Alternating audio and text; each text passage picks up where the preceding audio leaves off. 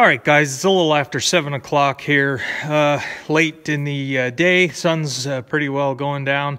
It was snowing for most of the day today, just flurrying. So our 2 days of warm weather didn't really amount to anything. So I'm just looking here, looking over the sprayer. I think tomorrow we're going to get this out, and we're going to hook it on the 685. We're going to get it outside, and I'm going to put the booms out and take all the nozzles off and clean all the nozzles and screens. I want to get all the screens and nozzles cleaned up. This is a 45-foot boom on here. I usually just get a dish pan with some soap and water, and an old toothbrush works pretty good for cleaning up the nozzles. So I want to get all those clean. I want to get the main filter clean, clean out the main filter on this Demco sprayer. And I have to check for any damage. This sprayer froze this winter. Those of you who watched my live stream, I think it was my first live stream when it was so cold this winter, the pump was frozen and the whole sprayer froze. So I don't know what I'm gonna be dealing with here. So I want to get at it early here because I don't know what it's going to involve. Probably my next equipment purchase, other than maybe like a hail elevator or something, I do want to upgrade in sprayer. This thing has seen a lot of miles, a lot of acres. It's well worn out. It does have a good pump. That's one thing going for it. It does make real good pressure, but everything else is just, everywhere you go to look, there's just something wrong or pretty well wore out. I do enjoy spraying. It's one of my more favorite jobs to do here on the farm. And I know a lot of guys, farmers, not only in person, but also on YouTube, don't seem to like to talk about spraying very much. And I don't know, I get that it's not a very interesting thing to do in the field. A lot of my spraying videos didn't really get that many views.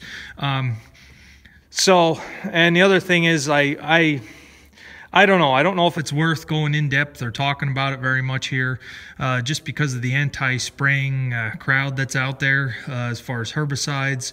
I know a lot of people see a sprayer and they think it's a whole bunch of chemicals that are being put on their food to poison the population. I get all that.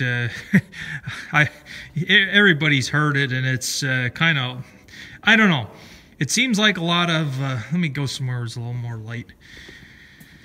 It seems like with the whole subject of herbicides or pesticides, the whole issue with people being concerned about it, as far as I don't know.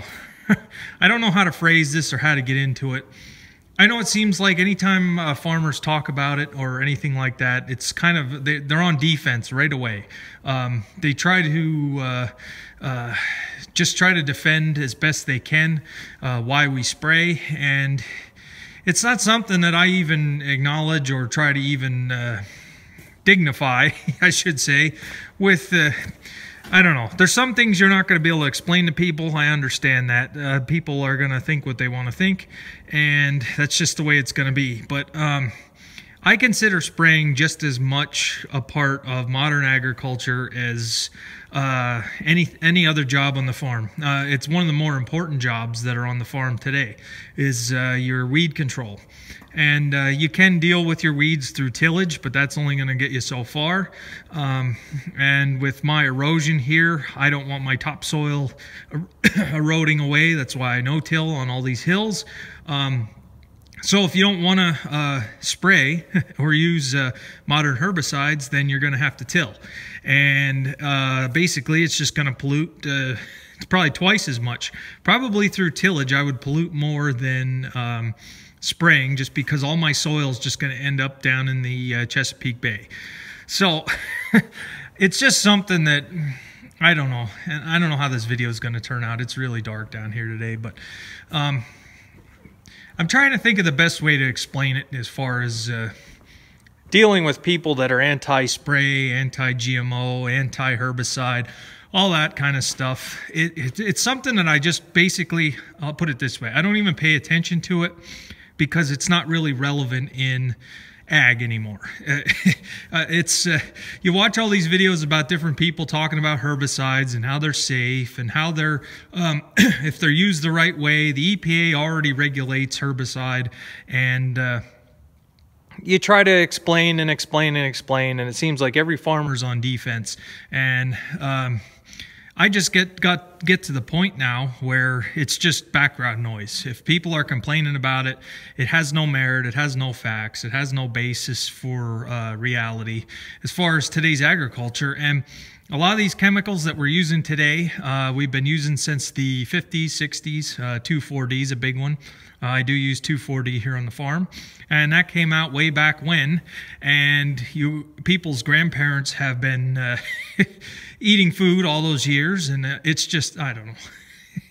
You just get frustrated to the point where you just don't even want to acknowledge it anymore. And I think that's the point that I've gotten to. So anytime I ever see anybody bad-mouthing spraying or GMOs or anything, it's something that just gets tuned out, because people in ag are so separated nowadays. People are so far from the farm and their understanding of it. And it just seems like in this country, everything is a trend, and it's trendy now to be organic. It's trendy now to say GMOs are harmful. It's a trend now that by somebody choosing to eat a certain way, they're so much better than everybody else. It's just the only way I can explain it here. So, long story short, I'll let it up to you guys. I'm really not afraid if somebody is anti-spray and they would come to the channel and complain or criticize. It's not something that really concerns me, so I'll let it up to you guys. If you want me to do some more videos on spraying, working on the sprayer, the chemicals, the herbicides, that end of the operation here, I'd be more than happy to do it. But with that said, like I say, even watching other channels, usually the spray videos just don't do very well. So, all right, I'm gonna end the video because it's real dark in here and it's not making for good TV. But let me know what you guys think. If you're a farmer out there and you've had to deal with people that are anti-spray, anti-GMO, all that kind of stuff, let me know how you've dealt with it, or I'd like to get a conversation going here to help figure out how we can deal with this on a constant basis. So let me know what you guys think. Thanks for watching.